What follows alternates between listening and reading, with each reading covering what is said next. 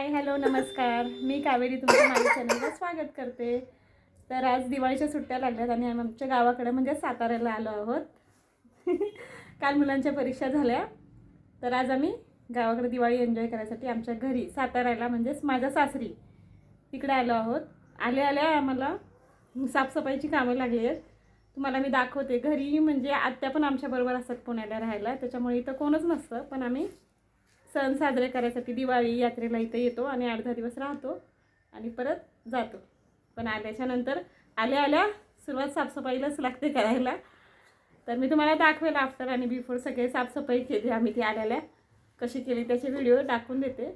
आणि आज वसुबारस पहिला दिवा लागतो, तर तुम्हाला सगळ्यांना वसुबारस आणि दीपावलीच्या खूप खूप शुभेच्छा.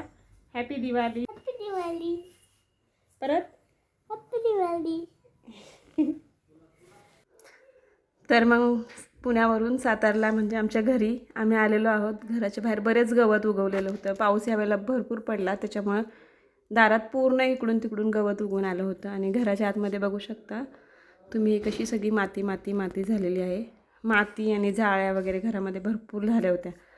दर 6 महिन्यांनी येतो आम्ही उन्हाळ्याच्या सुट्टीत आणि दिवाळीला, त्याच्यामुळे अशी साफसफाई करायला लागते आम्हाला आल्या. पण आपल्या घरात राहून सण साजरे करण्याची मजाच वेगळी असते, त्याच्यामुळे आम्ही आवर्जून येतोच. आणि आल्या साफसफाई मोहीम सुरू होते आमची. पण आम्ही तिघांनी म्हणून केल्यामुळं पटापट झालं सगळं करून, घर आवरून झालं.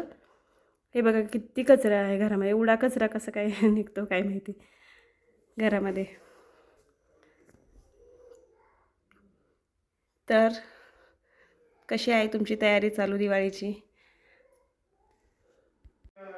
व्हिडिओच्या सुरुवातीला तुम्ही बघितलं असेल की समर्थला खोकला येत होता. तर संध्याकाळच्या नंतर हळूहळू समर्थला इतका ताप आला ना, थंडी आणि ताप भरून आलं त्याला.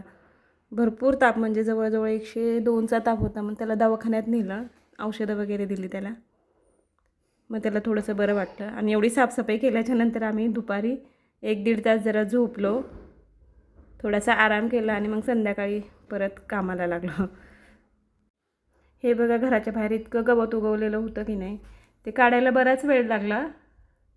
आणि फायनली घराची स्वच्छता हे बघा करून झाल्याच्या नंतर हे बाहेरचं सगळं गवत काढलं, त्याच्यामुळे बराचसा वेळ गेला. आणि संध्याकाळी ईश्वरला दरवर्षी दिवाळीला त्याला दिवे लावायला खूप आवडतं.